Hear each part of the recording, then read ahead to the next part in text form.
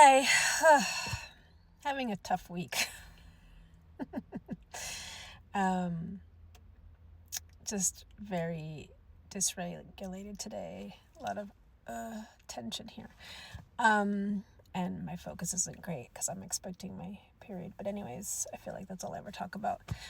I wanted to talk about something I looked up.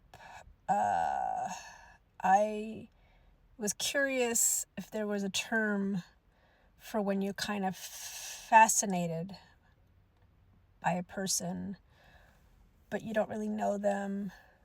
And sometimes it could be about having a crush, and sometimes it could be just like you just want to get to know a person. And I feel like as a ADHD person, I mean, I'm pretty sure I have ADHD, but probably autism too, who knows.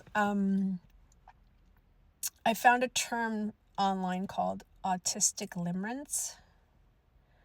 And limerence is when you just become so fascinated by somebody. I think most of the times it's for romantic reasons. You become so fascinated that you're like fantasizing and daydreaming and stuff, and it just becomes a big deal in your brain. That when I read that, it really helped me understand my youth. And I think I'm still like that to this day. Like, even if it's not romantic, there's like people that I just want to like, oh my God, I really want to get to know them. And oh, I really want them to like me. And oh my God, I hate small talk. And can we talk about deep things and have deep questions? And why doesn't this person ever talk to me? And why do they look away? And why do I feel like I'm getting some sort of... Like, I always feel like with people sometimes it's like there's more, like they're being more passive aggressive, and they're not. They're just being themselves. So yeah, I find that interesting.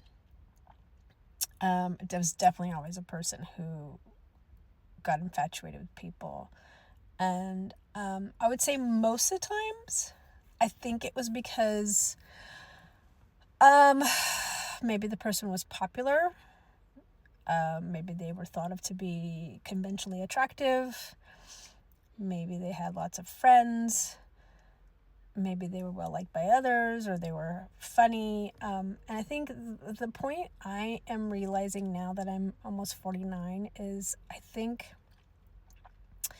what tends to attract me usually is...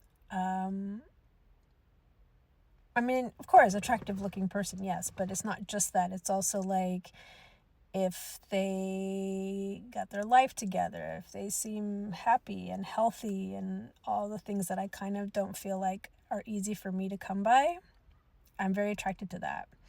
And I feel like, I can't speak for all neurodivergent people, but I think for me, like, I tend to be attracted, or was usually attracted to, something I was missing in my life. We always want to be like, why not me? The nerdy girl who wants to be seen as attractive and all that, or the girl who's different but has so much more underneath, is creative and all that stuff. So yeah, it's interesting. And my kids are young. My son's gonna be 10, my daughter's gonna be 6, so there's no romantic stuff yet. They haven't hit puberty yet, but it'll be interesting to navigate that. I think my son, every time we ask him if he likes anybody in his class, he gets all nervous and he doesn't want to talk about it, but I do think there might be a girl or so that he thinks is cute. But for him, it's just like he's just not very social and doesn't want to talk about stuff and doesn't want to express. And then with my daughter, I just feel like it's going to be hard to keep her in reality or away, because she's just going to be like, oh my God, which reminds me of me a little bit. She's got big emotions, which on the one hand is great because she'll give you big hugs, and when you want to hug her, she wants to hug you back and tell you that she loves you, and it's lovely. But it's also like her having a meltdown when something's not working out all the time, whether it's something she's trying to do on the computer or something here or there, and she just, which is a lot like me. I try to work technology and stuff, and I get frustrated really easy. I am easy to react, easy to anger, and regulating is hard.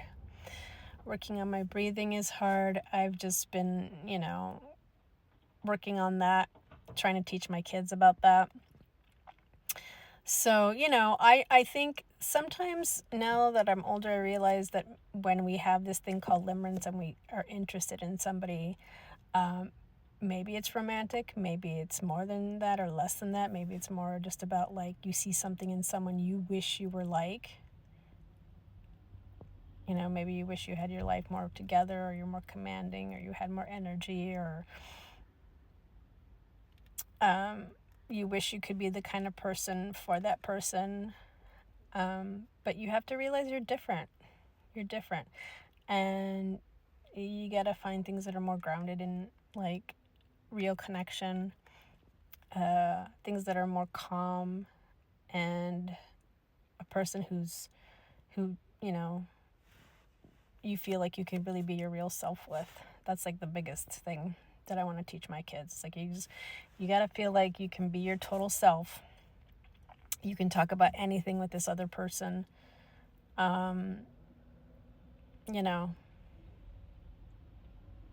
you gotta be able to be real with. But I do think that there's definitely a part of me that's like, oh, I want to be friends with everybody, and I want to have deep, meaningful conversations with everybody, and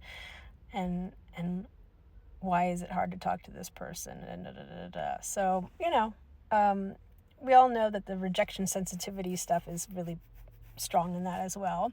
So we've always wanted to be accepted and stuff. So I just thought that was interesting, since we're coming on Valentine's, to think about as neurodiverse people how we relate to connecting with people, whether it's romantic or not, finding friends, holding on to friendships, having romances, anything like that, like really having true and deep and meaningful connections to people. How hard or how easy is it? And how much harder does it get to maintain the older you get? But yeah, limerence. It's a new word for me that I've learned recently, and it's interesting to know that us neurodivergent people just have a very rich imagination and fantasy life, and perhaps it's a coping mechanism, something to just daydream about and enjoy. But yeah, it's a interesting